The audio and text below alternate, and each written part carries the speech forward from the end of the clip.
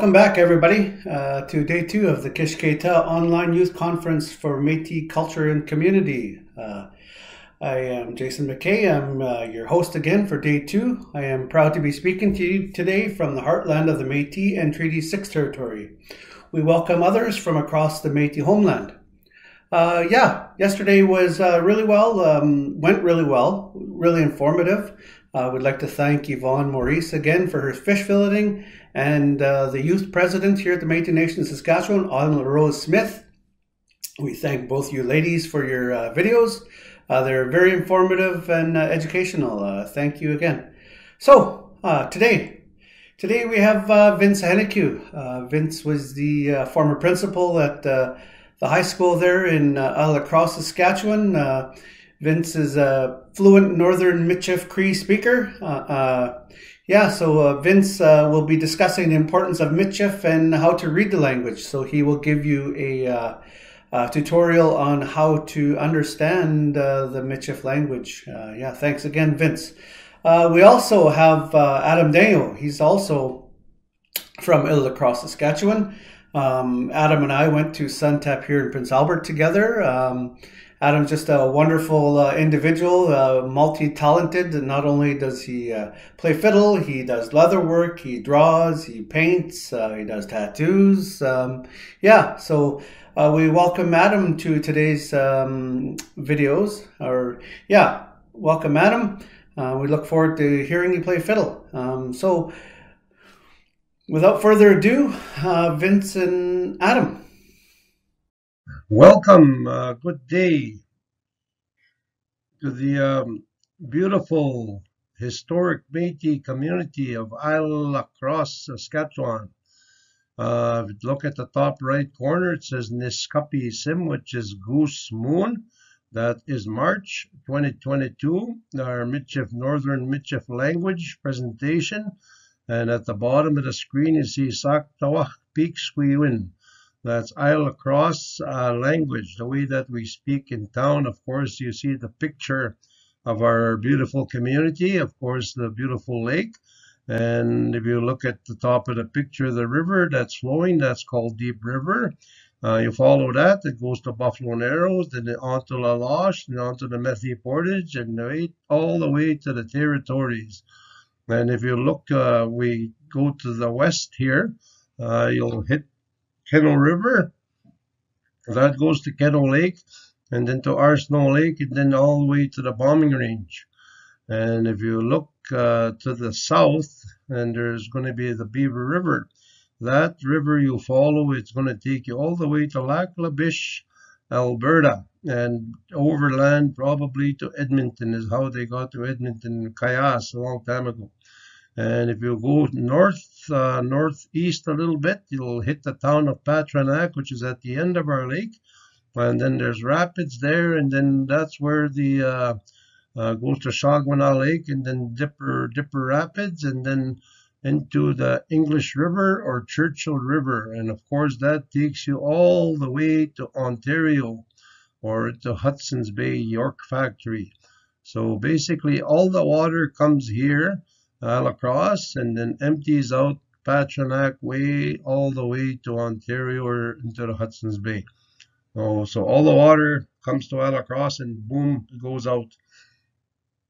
So that's probably why we were a fur trading post.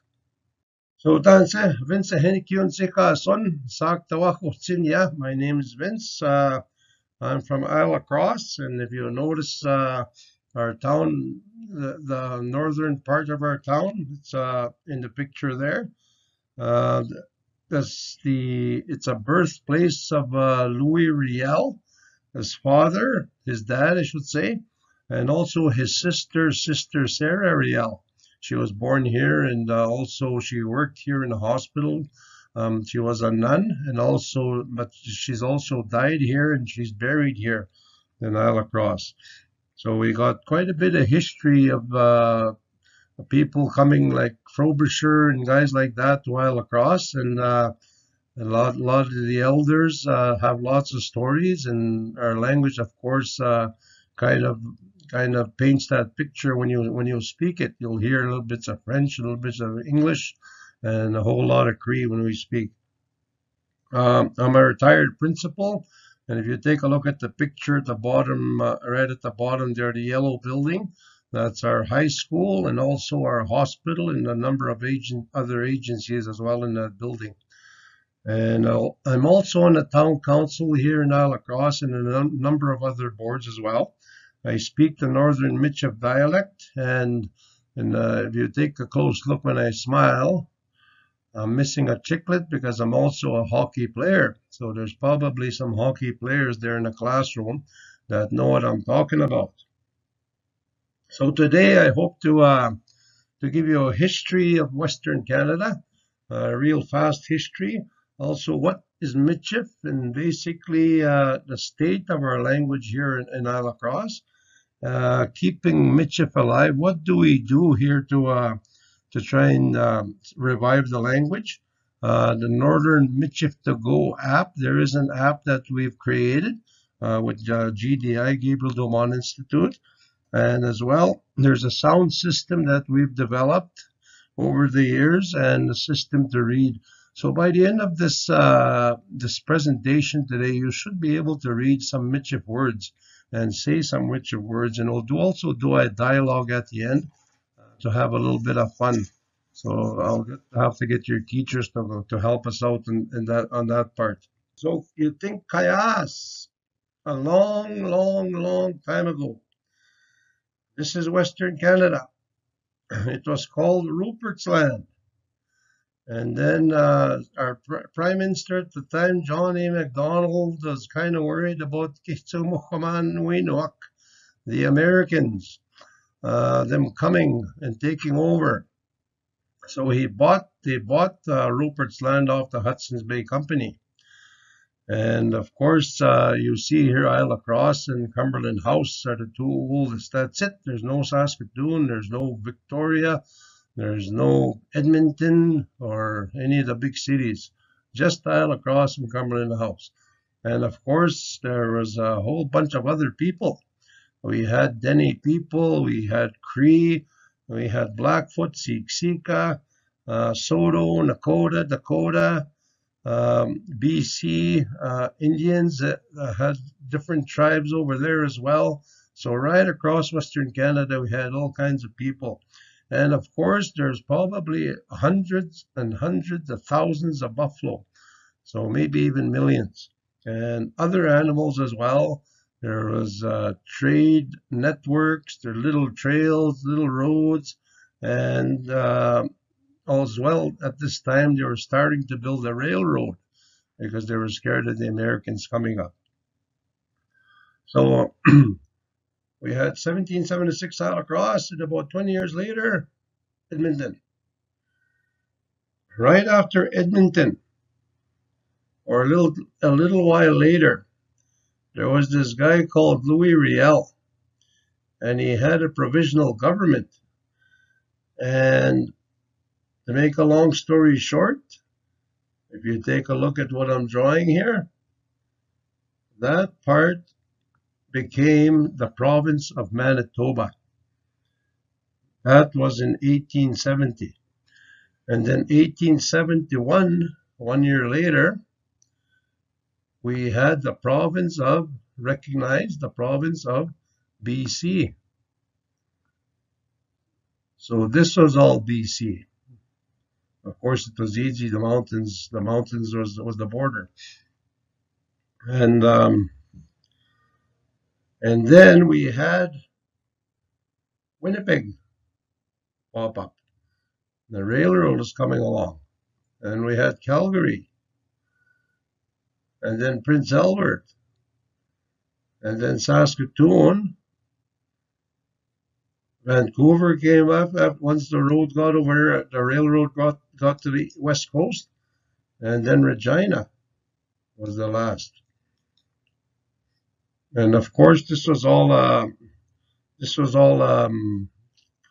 happening while people were moving, people were buying land, and all that stuff was going on. And at the same time, in 1905, after Regina was recognized as a community, 1905, Saskatchewan was born. And same time, Saskatchewan and Alberta. And then a little while later, in 1912, they increased Manitoba's boundary to what it is today. So that's how Western Canada came to be in a really fast lesson.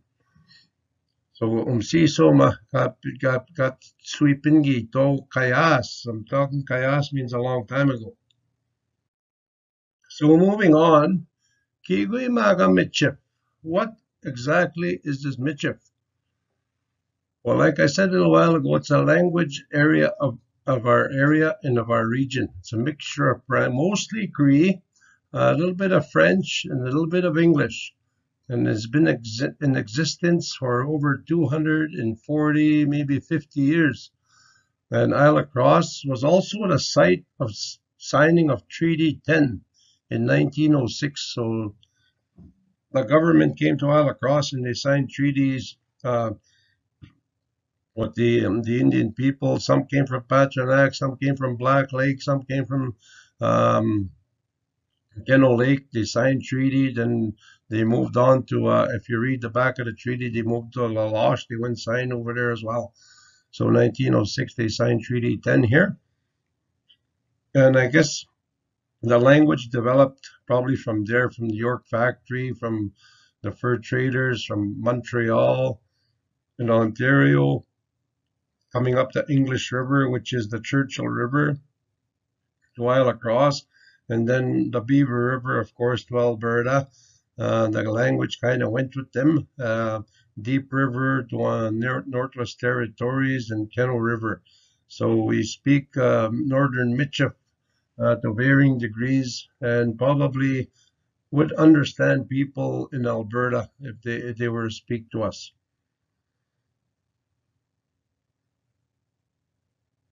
So the missionaries, fur traders, residential schools as well spoke the language. They kind of restricted things as well. And the language of an instruction in the school was, of course, French. A lot of our elders spoke French. They spoke Cree, they spoke Dene, and they spoke English. So they've passed on quite a few of them, but a lot of them knew the 4 languages. So languages evolved over time to what we have today. Of course, if you know 4 languages, when you tell your kids something, sometimes a word is going to be a different word you're going to use, a Dene word. An example is the Cree word for pig is kukush, and I know that Patronac, the Dene people, they use the word kukush, which is a Cree word. So stuff like that happen, I guess, with people when they interact. So in contemporary society and also in a national forum, there are 3 distinct Michif dialects. One is here, the Northern Michif dialect, and then we have the Heritage, which is, I believe, is the Manitoba dialect, and then the Southern Saskatchewan. So there's 3 different dialects of Michif. Our state of the language, basically, Michif, we Kawats seldom hear it on the playgrounds of our schools or used by the kids out in the community. Maybe once in a while you hear it a little bit, but not very, very much, not like Kayati, not like the past. So teaching staff, community members, elders that see a need for something as times are changing. The language is deteriorating. And it probably can be attributed to the language of instruction in the school, past language policies, the boarding school, of course, and the arrival of the television. That, I think, is probably one of the leading causes of our language being lost, and other devices. So the loss of our language is quadrupled. And all, not just Michif, all Aboriginal or Indigenous languages are close to being extinct. So there's very few speakers left. So the time is of the essence, I guess we can say. And how are we keeping Mitchell alive in the community? Why is it so important? Tani, they say, which means why. The first thing is it's an oral language, so we don't focus too much on the written aspect. We don't worry about your spelling if it's right or wrong. It should be oral. But we do need a way to record stuff. We do need a way to for people to learn and to read it. Our annual Mitcha Festival we do every year, but for COVID has thrown a wrench in here. But we just like to recognize a past staff member. Her name was Defe Melvina Badger, and she was instrumental in planning and starting our Mitchif Language Festival. So we dedicate that to her and give her that credit. And of course, when you say Defe, that means respect for somebody that had passed on. That's a Mitchif term. Mitchif program, we got K to 12, grade 10, 11, and 12. You cannot graduate from Rossignol High School unless you have a Mitchif credit. Then hopefully you have a 10 and a 20 and a 30, but a 10 is good enough. At least you have one credit and you're recognized as a graduate.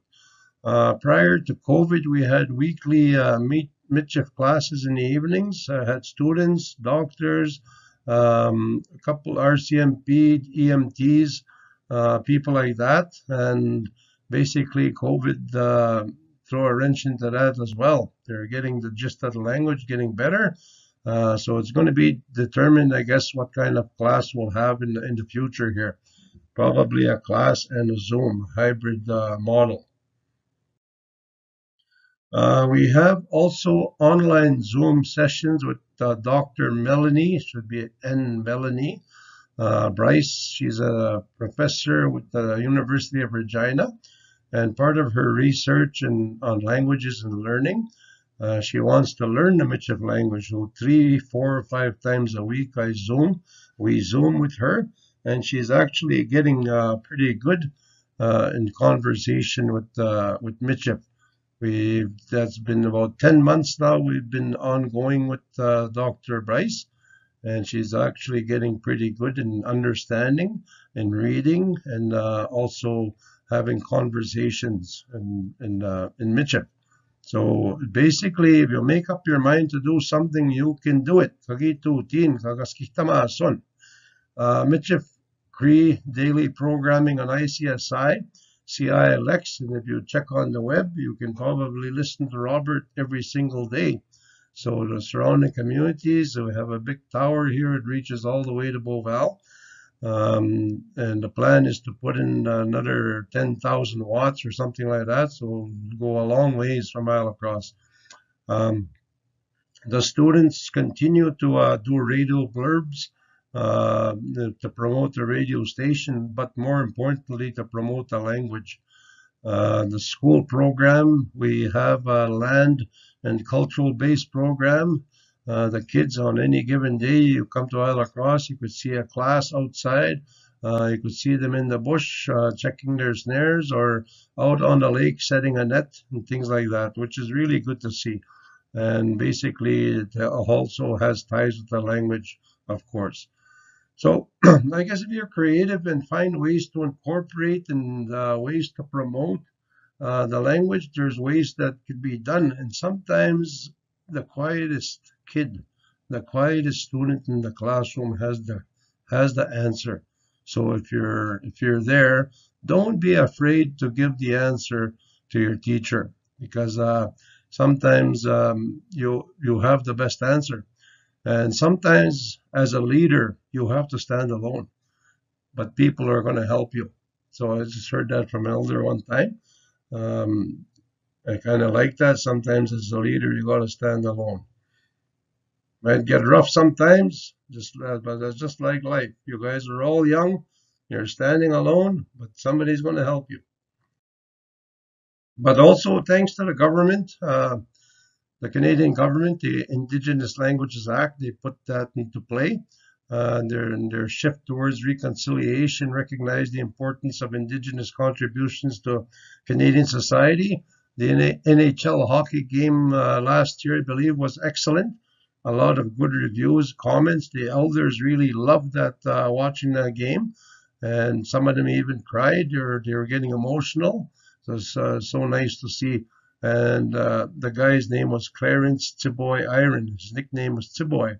And of course, Tiboy is a Michif term meaning little boy. And I did talk to Tiboy, and he told me there's more planned, but of course, COVID came into play. But March the 5th is supposed to be for sure a game. He's going to be announcing in Cree, and I did tell him, make sure you put some Michif words in there. So the first one for this year is March the 5th, and there'll be a couple more after that, he says. And an excellent example as well of government policy is in all meetings. Meetings and gatherings, they usually mention the treaty area and the homeland of the Métis. That's good, but maybe sometimes they should do it in the language. Like if they're across, they'll do it in the Northern Michif dialect, the treaty area and the homeland. So the promotion of languages is an ongoing thing, and this will probably include ways to incorporate into the media, the technology, developing video games, translating major movies, cartoons, various things like that. The commercials in the hockey games could be in Michif, and as well, there's a lot that could be done. And attitudes as well, I think, need to change a little bit, just a tiny little bit in some areas, and not only Indigenous people, but also non-Indigenous. So we just need to change a little bit, and I think we can paspihta or save our language. So part of saving the language, we have a Northern Michif to Go app. So it's good, it's user friendly. It's Apple and Android systems are different, we know, but they're basically do the same things. And if you listen carefully, press the button on there, you'll hear my voice on there for all 18,000 words on there. So thanks to the schools, the Gabriel Dumont Institute, elders of the past, community people, staff members, students, we have a tool that we can use for saving the language. And as well, GDI, we're planning a Northern Michif conference and Zoom meetings. I've done maybe 15 Zoom meetings with elders and language keepers. And basically, we're going to double all the words that they give, all the sentences that they say. It's recorded. I transcribe it, write it down, and all of that stuff is going to go into the app.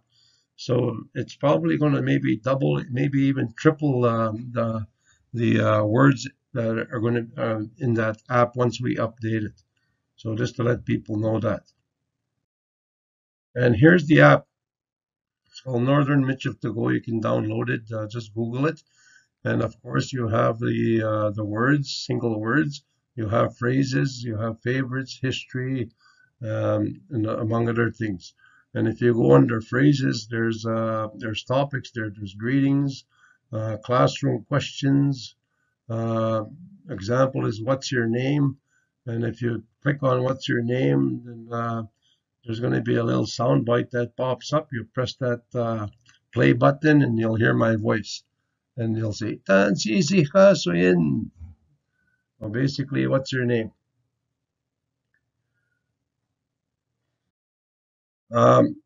Here's the teaching part. So listen up. Basically, pretty well all English. I'll have to use the pointer for this. So the first one is the A with the macaroni on top. Everybody knows the word tanse, but when you say tanse, you hear that A with the macaroni on top, or the macron. That's like the sound of the ah sound in father. And of course, and then we have the A without the macron. That's the U sound like an up. So appe is the word. Now, if you look at this word here, as soon as I can find my cursor, if you look at this word here, we have the two sounds. We have the ah and we have the ah. So that word is ah ha su. You didn't do the O sound yet, but I'll throw it in there. Ahasu, that's your crow. That's your crow. And the next one we have is the I with the macaroni. And that's like the double E in meat, E sound. So sometimes you don't need the macaroni for the I sound. So basically that word is seep. Seep is the duck. And there's also mio. If you notice the I does not have a macaron, you don't need it when it's in front of an I, or Y I should say. Mio is a body or a body. Then we have the O with the macaroni. That is the oo sound, like in moo. So that word is ooh-hoo. Of course, the H is the English sound, ooh-hoo. And that's your owl, ooh-hoo. And then we have the A with a little dot on top of it. That's like the word apple. Ah, you hear that apple. So that word is la poêle, la poêle. And that's your stove. And then we have the E with the macaroni. That's like may, A sound. But it's also like a long E at the end of a word, which I'll show you pretty quick. So that word is egua. If you want to go somewhere with somebody or buddy, say egua, let's go. Egua. That means let's go. And then, of course, we have the two sounds on this word. Aina niu. It changes to a long E sound. Aina niu. So that's the number 8. And then we have octopus. The double dot on the O means aw sound. So I didn't show you the C sound yet, but it's coming up. But that word is mots. So mots means no. No. There's a number of ways to say mots, namots, moya, namoya. But this is just one way to say the word no in Michif, mots. And then the nasal sound, of course, we know the A with the dot is a sound like an apple. So that's pain. You don't really hear the N. It's a nasal sound, pain. And that's going to be bread. That's your bread. And then, of course, the C sound I told you about in like the word bits sound at the end. That's your C. Whenever you see a C, you say ch. So that's chi squat. That means wait. Chi squat. So when your teacher says, come here, did you finish your work? You say, chi squat. Tell them just relax. So anyways, those are the sounds, Michif sounds. So you put those together, you know them, and then you should be able to do any word. So, tanspi pihtigui tawao. No, sorry. That says tanse. Tanse pihtigui tawao. That just means hello, welcome, come on in. Whenever somebody comes into your house, you say tanse pihtigui tawao. Come on in, there's lots of room, welcome. And then you say nimiuhtini taguhtien. Nimiuhtini taguhtien. I'm very happy you arrived. So the words you see up there are nia, kia, wea. So nia is me, kia is you, wea is him or her. Of course, your mom, you're going to say namama, nipapa, and then nohkum and namoshum. And if anybody's deceased, you use the word pun at the end, or the word defe, which I said a little while ago. So nohkum pan is my grandma, but she's passed on. So you say nohkum pan, or defe so and so. Somebody, if you know somebody, you say defe. So basically, nia is me, kia is you, and wea is him or her. And of course, na mama and papa nohkum na mosho. Okay, I believe you're done. And basically, what the first word, the black words on the left mean is Tanse Nitsamos. Hello, my sweetheart. Okay, and then of course Niwinanto means I am fine. And then on the other side, that's the Michif, a little bit of Michif words in there. It says Tanse Mutsikayas. Tanse Mutsikayas. And that basically means hello, my old girlfriend or my ex. So, anyways, that's what you were saying to each other. So hopefully you had a little bit of fun and you were laughing and whatnot. But like the language, there's a lot of fun in there, especially when you hear the elders tell stories. When you know they're so funny. But somehow when you switch it to English, it's not as funny. I don't know why. It kind of loses some of its gusto, I guess, so to speak. So just continue. Those of you that want to learn the language, just continue to do that.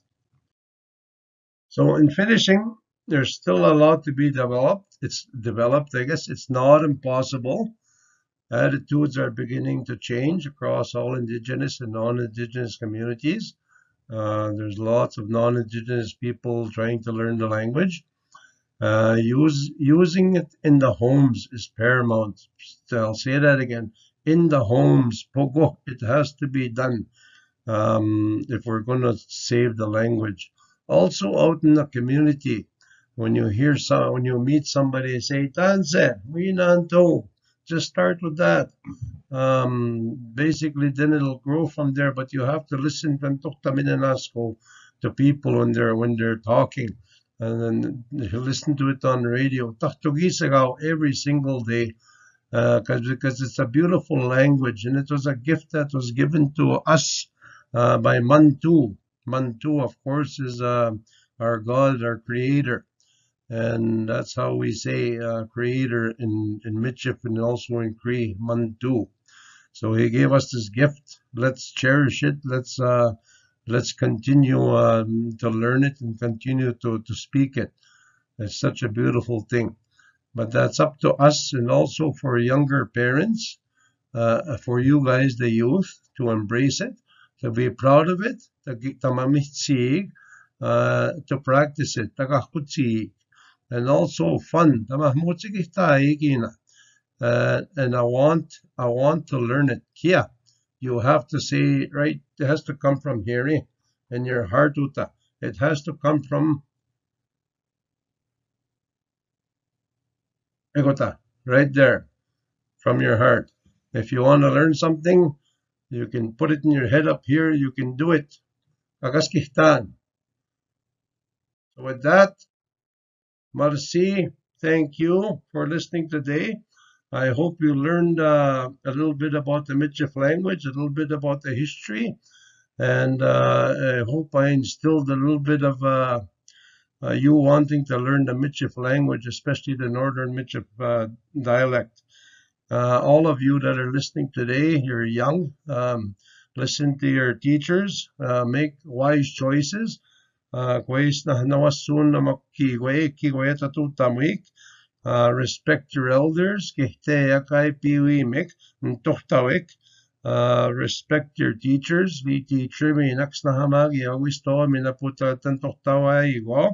Your parents,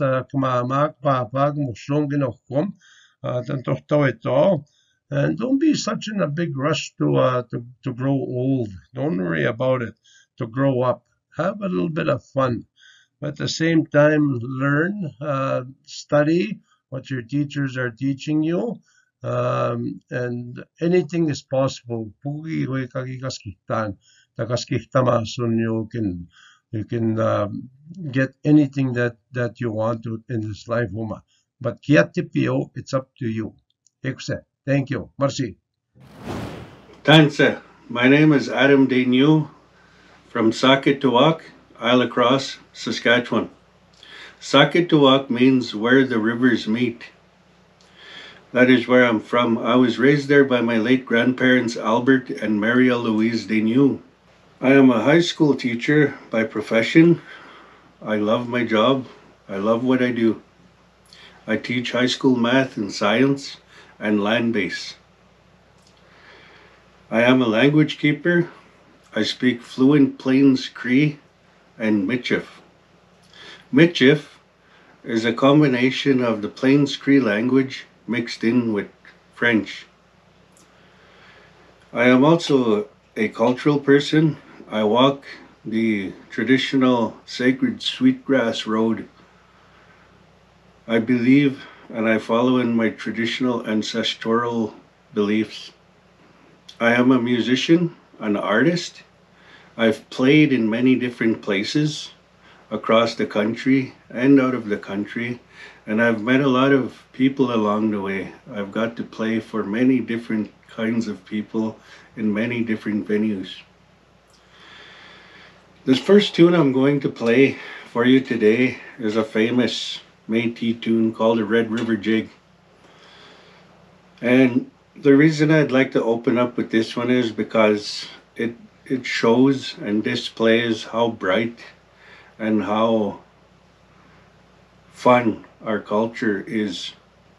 So with that, I'll start and play the tune. Hope you enjoy. Put on your dancing shoes and your moccasins and let's go.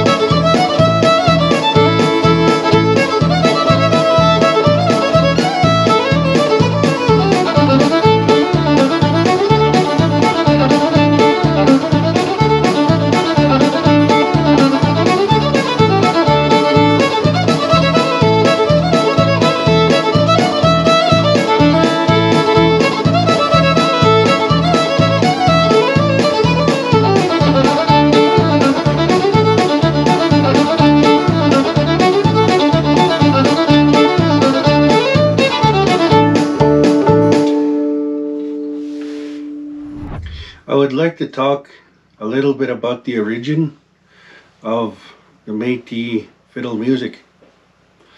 And this is a little of the knowledge that I have from listening to elders tell stories and also from other fiddle players across the land.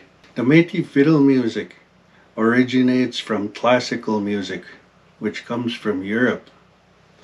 The voyagers brought the violin here to this land. The voyagers transported freight in their big canoes to take for trade with the First Nations people for their fur pelts. From the European Métis fiddle music takes the instrument and the melodies. From the First Nation side, the Métis fiddle music takes the rhythm and the beats. Combined, you have Métis fiddle music. It is bright and choppy, which means every couple of measures a beat is added or dropped. For example, the tune I just played for you, Red River Jig, it's very choppy, meaning that some of the measures are added and some are dropped. So in a measure of music, it's 1, 2, 3, 4, 1, 2, 3, 4, so on. And you're playing the melody, the notes. It's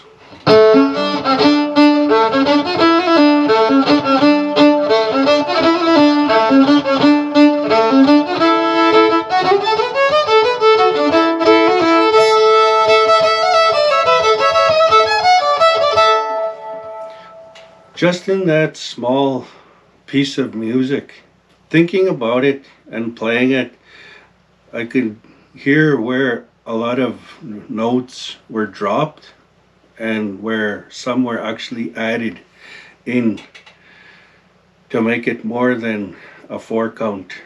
1, 2, 3, 4, 5. 1, 2, 3, 4. 1, 2, 3, 4, 5.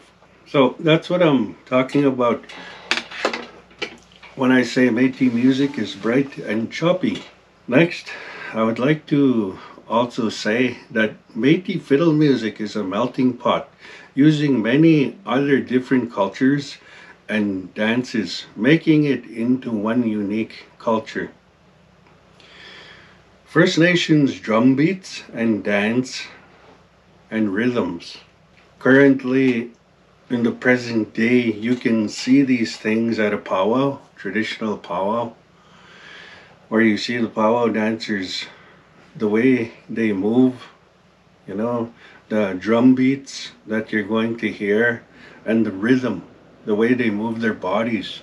From the Scottish people, if you observe the way Highland dancers jump and move, the way they dance, and then there's also a part there, it's called a sword dance, and the sword dance was used in battle.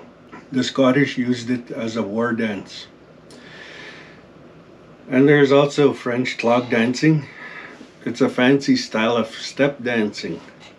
So if you take these 3 styles of dance from the First Nations powwow, the Scottish Highland dancing, the sword dance, and the French clogging dance, you have the Métis jigger. Okay, so the Métis jigger has all of these combined into one, making it unique and bright and fun. So with that, I'll play another tune, and this tune is from one of my favorite fiddle players from out east, and the tune is called Pretty Little Cindy, and it's by Graham Townsend.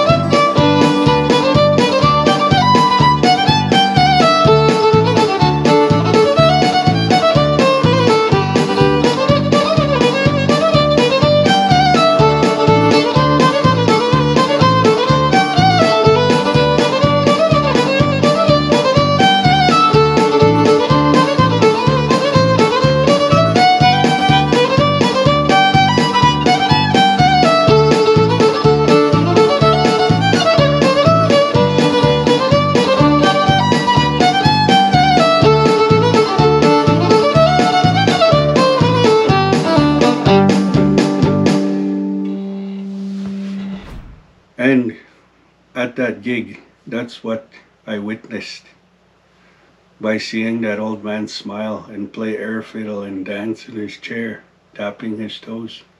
Métis fiddle music, in that sense, has a power of its own. It's a beautiful thing. And it's unique because it comes from a lot of different cultures. Now I would like to talk a little bit about playing the fiddle. Perhaps maybe you're already into playing the fiddle, or maybe it's something you want to do in the future at some point. So I just want to give some tips and go from there. What I was told when I first started playing the violin at 14 years old, I used to slouch quite a bit, or I used to sit funny on the couch, you know, like really drooped over and really trying to relax while I played the violin, like what you would do with a guitar, right? Just kick back and chill and play the guitar. You know, my mentor, Bunny Peterson, came in and said, sit up straight, hold that bow properly and hold the violin up and play it the way it's meant to be played. And at the time, I thought he was, being mean or trying to discipline me or something like that. But when I think of it today, it's just how it is. You have to have good posture and good bowing technique and skills. Bowing is everything, okay? So this here is the violin, right?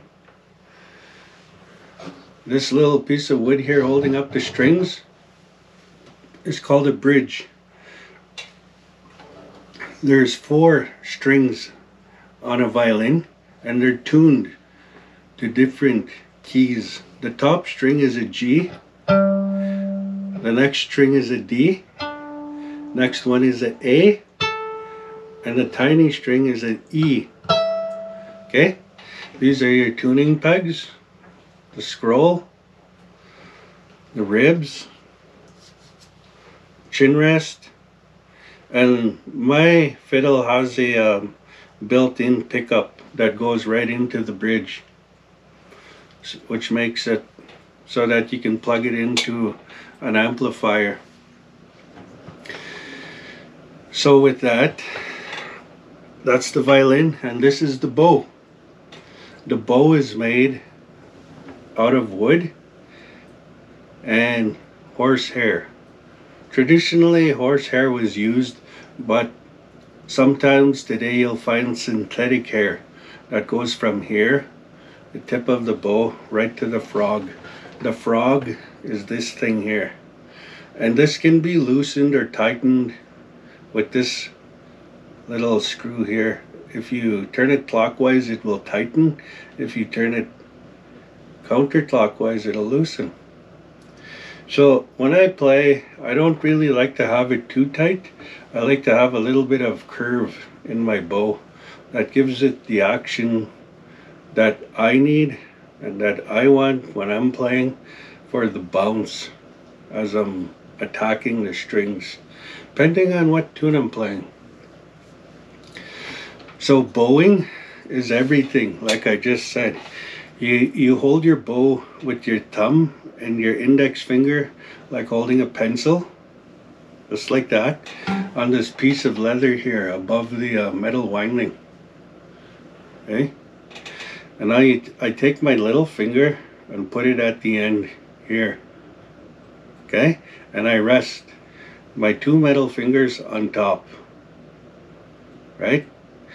So holding the bow, you should be able to comfortably hold it out in front of you, move it to a 90 degrees, and then back straight up again. It takes a little practice. Bowing, you start here at the bottom and you go all the way to the top of the bow and then all the way back again on each string. The G, the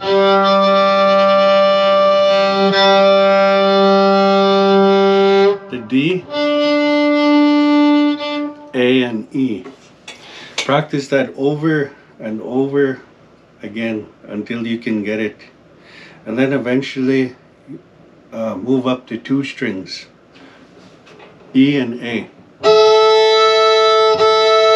and D, D and G.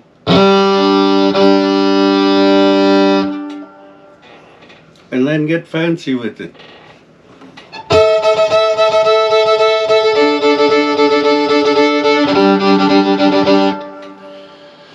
So you practice your bowing and then your fingering on the fretboard is not really that difficult because it's not a lot of space, right? And that comes with practice. I always like to say the 3 P's: practice, practice, and then practice some more. And then perhaps one day you'll play a tune. I'd also like to say that playing in your bedroom or practicing in your house is different from playing on a stage. Okay? I remember the first time I played on a stage live. It was shortly after I started playing. I was about maybe 15 or 16 years old, and an opportunity came at an event. They called me up onto the stage, and the old man playing the fiddle there handed me his fiddle and said, "Play us a tune." I took the violin, put it under my neck. I was ready to play, and then I looked up and I seen 100 people standing all around looking at me, and I froze. So that's why I say playing in your house is different than playing on a stage. It comes with time and practice. It's a skill. And after doing it and playing a lot on the stage, it comes easy. Pretty soon it's just natural. You go up onto a stage and you just play. And it's great. It's good. The last tip I would like to give you today is push your boundaries. Okay? You get comfortable playing the fiddle the way you play. Try to push your boundary. Okay, here's an example. So, when I first started playing St. Anne's Reel, for example, on the key of D, it was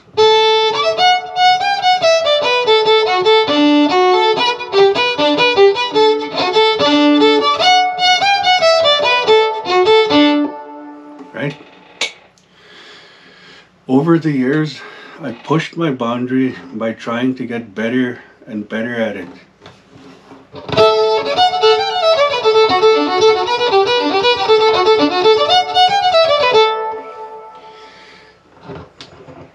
I hope you understand what I'm trying to say by pushing your boundary. Okay? Thank you. I'm going to talk about language preservation and how it connects to music, fiddle music. Language is connected to everything.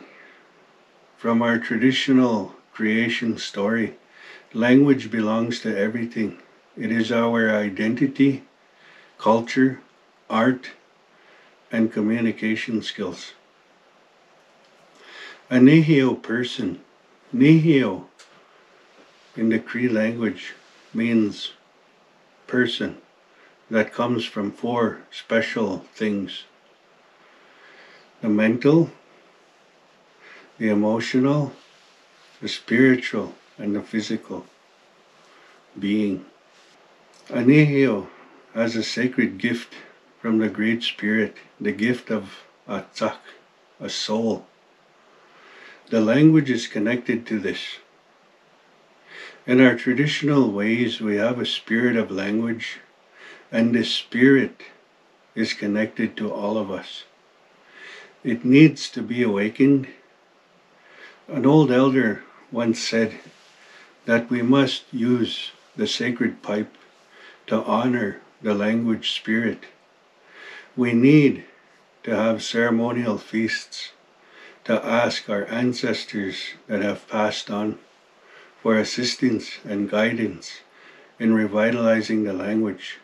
If we don't try to speak our language, who will carry it on? Who will teach it to the future generations? Your language is your identity. It is a big part of the land and all of the Creator's creation. This is why language is important.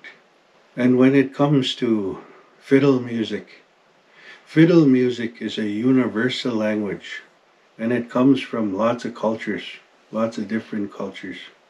Our Michif language is connected to our music. Thank you very much. I hope you enjoyed my presentation today. And I look forward to perhaps meeting you in person someday. And take care. Agusa. Hi. Jason McKay back here. Yeah. Thank you to Vincent Adams and Adam Denu for being a part of today's Kishkayhta Métis Culture and Community Conference. Both great videos. Thank you, Vince, for the lesson in Michif, and Adam for the fiddle playing. And yeah. So please join me tomorrow morning at 9 a.m. again here. We will have our Métis Nation Saskatchewan elder, Norman Fleury. He will be doing a presentation on the Michif language. Always lovely to sit down and listen to Norman. Just a wealth of knowledge as our provincial elder. And yeah, we look forward to hearing you tomorrow morning, there, Elder Fleury. We will also have Yvonne Maurice again. Yvonne will be doing bannock baking demonstrations. She'll be doing fried bannock and oven bannock. Who doesn't love a good piece of fresh bannock? Yes, so we look forward to, the elder, Norman Fleury, and Yvonne again tomorrow. So again, thanks to Vince and thanks to Adam for today's presentations. And yeah, I will be here bright and early tomorrow morning, and we will see you again. Bye for now.